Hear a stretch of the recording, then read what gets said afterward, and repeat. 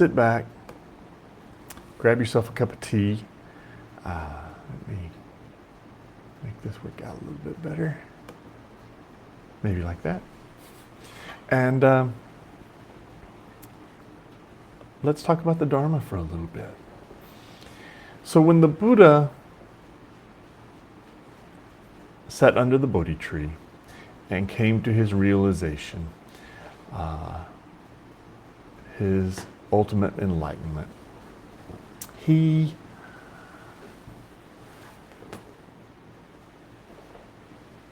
came up with, realized that the path to end suffering was the Noble Eightfold Path. And he included that as the fourth noble truth, that there is a way to end suffering. And the way to end suffering is by living the Noble Eightfold Path. And the Noble Eightfold Path, as I've said to you before, is right view, right intention, right speech, right action, right livelihood, right effort, right mindfulness, and right concentration. And so then over the next 45 years or so, the Buddha went through many examples and teachings on how each of these can be lived. But today I want to talk about the first one, right view. Perhaps one might consider it the most important because it sets us off on the path. And yet we view the Noble Eightfold Path, usually we view it as a wheel, and that is interconnected with all the other spokes on the wheel, the spokes being the individual elements of the Noble Eightfold Path. But we start off with right view because right view is what sets us on the Buddha's way.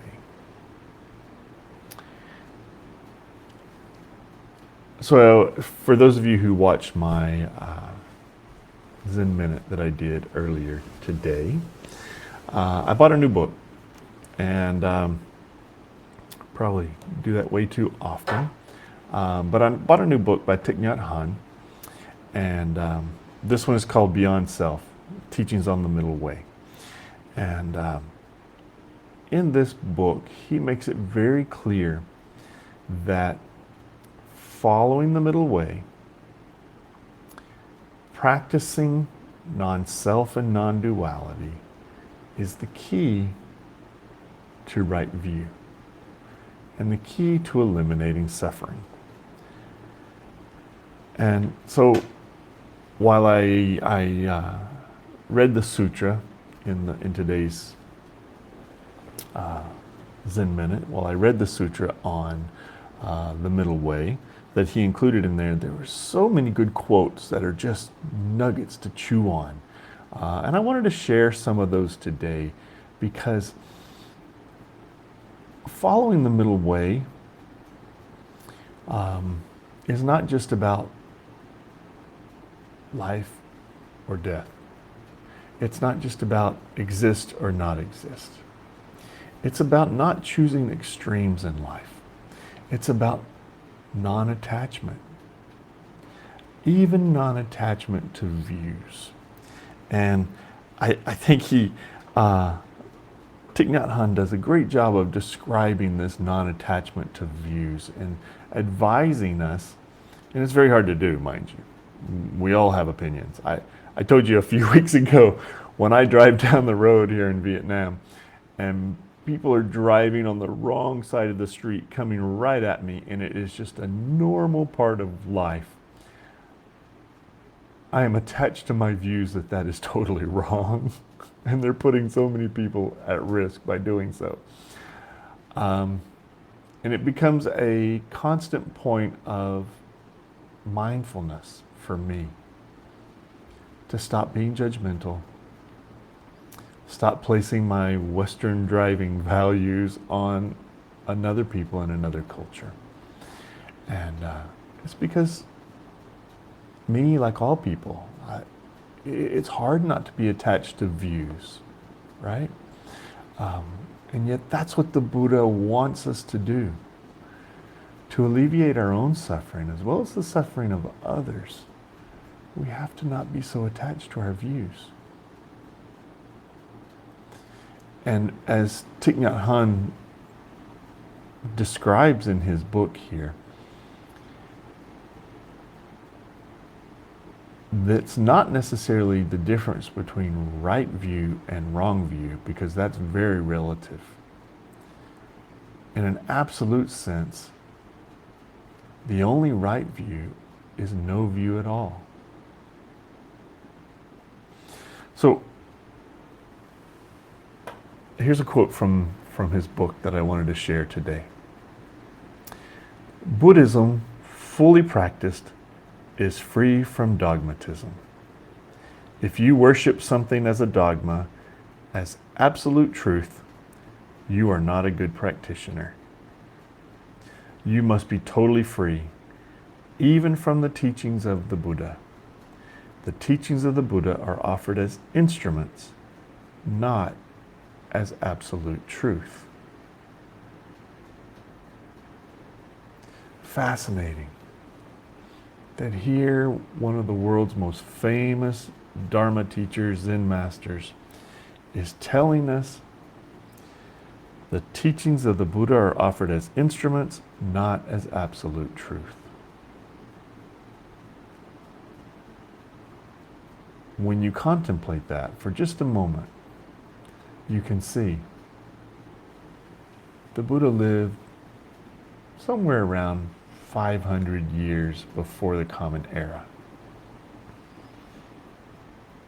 Life was different. Technology was different. People's mindsets, education, learning, experiences were different. So the things that he taught us, while they often transcend time, were not intended to be eternal and unchanging, merely a tool to teach us how to overcome suffering. And yet his teachings can be universally true. When he tells us how to live the Noble Eightfold Path, that is not dependent upon time. That does not depend on whether or not I have a TV or a telephone or a computer laptop like I'm talking to you now. That does not depend on whether I have a car, a motorcycle, I ride in an airplane, any of the things of modern life. Having the right view, for example, is important in every situation. And that right view is no view, non-attachment to any type of dogmatic ideas. Another quote that he gave us, which I thought was particularly poignant, given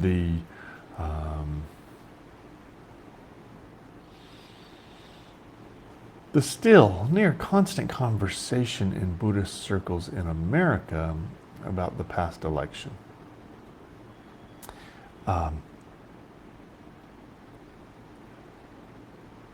that was when Nhat Hanh was teaching us that fear, anger, discrimination, despair, those are all based on wrong perceptions.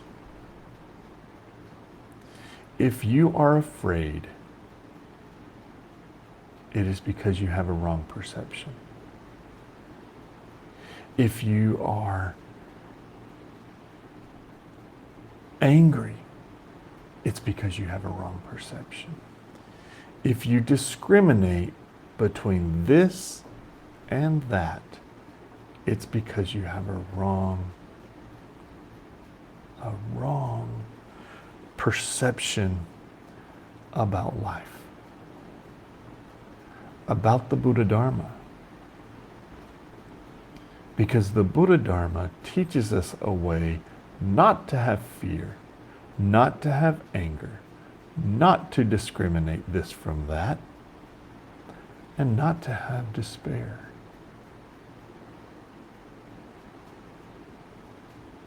And what is that?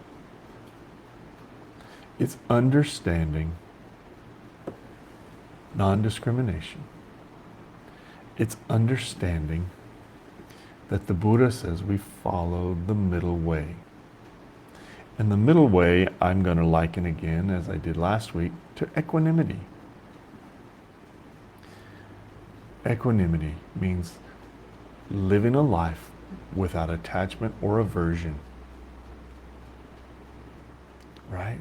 That's equanimity. A balanced direction in life of non-discrimination. What a great job Nyat Hanh does in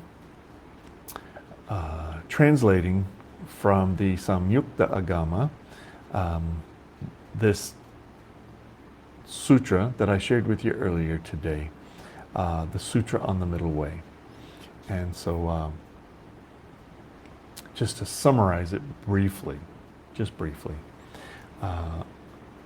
a monk comes to see the Buddha. The monk's name is Kachayana.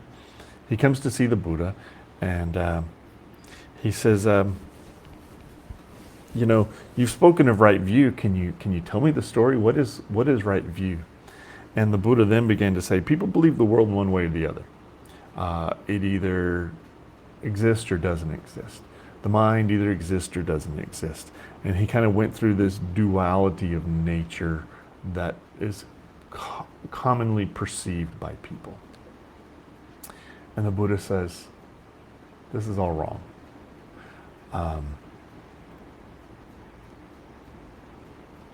You have to understand, and then he goes through some great length, the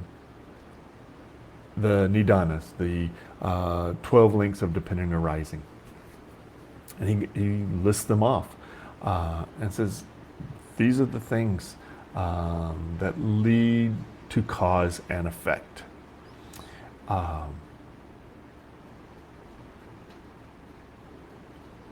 And understanding that each of those creates a period of where he says, where conditions are favorable for something to happen, conditions are favorable for something to cease.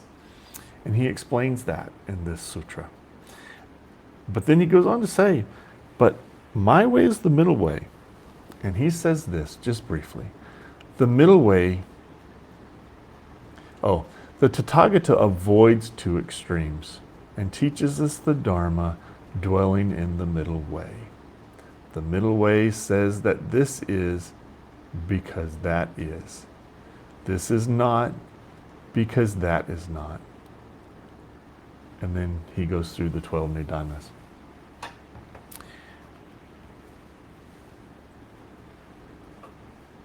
So again, as Nyat Hanh said, when we choose a discriminatory mindset, when we choose that this is different from that, when we choose that I am different from her, when we choose to believe that this is a better way than that way, we have wrong perception in an absolute sense. And we should follow and practice non-discrimination, non-attachment, and non-aversion. When we do that, we alleviate suffering of ourselves and others. To teach anything else to teach fear, to teach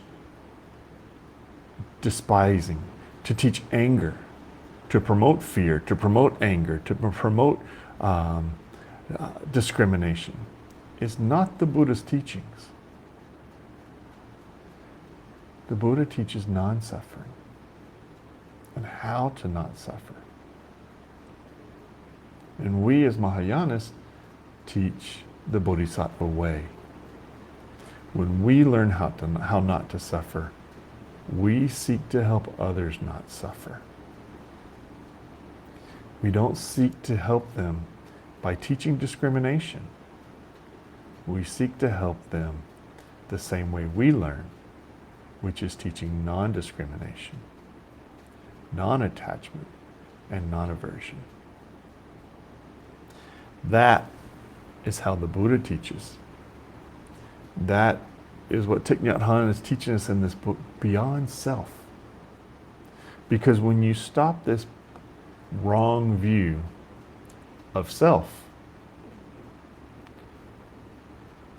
you stop suffering.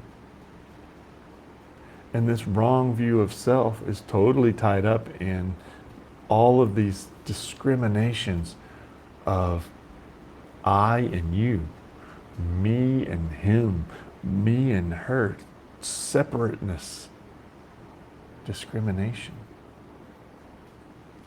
It's when the Buddha talks about discrimination, he's not talking about one race discriminating against another race. He's not talking about one religion discriminating against another religion, one gender against another gender. That's not the Buddha's teaching. The Buddha's teaching is differentiation, clinging, attachment to one idea over another, that one is better than another, one is worse than another, and we gain that dogmatic view of something, as I read earlier. So, as Nhat Hanh said, this is the last thing I'll share with you from his book today. The middle way is not caught in pairs of opposites, such as being and non-being, coming and going, birth and death, same and different, exist and does not exist. These are ideas we need to go beyond. Shakespeare said, to be or not to be, that is the question. But in Buddhism, we go beyond the idea of being and not being. Because we have wrong views, we have wrong perceptions. And because of those wrong perceptions, we think that this world is real or that this world is not real. The phrase wrong view itself is not exactly accurate. Relatively speaking, there are right views and wrong views. But if we look more deeply on the absolute sense,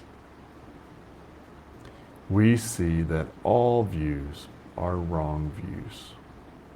No view can ever be the truth. It is just the view from one point. That is why it's called a point of view.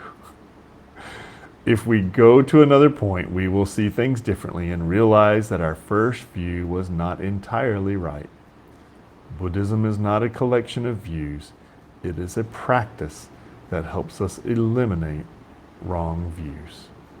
The quality of our views can always be improved. From the viewpoint of the ultimate reality, right view is the absence of all views. I hope that gives you something to think about today, this evening. Right view is the absence of all views. That's the middle way. That's the way the Buddha teaches.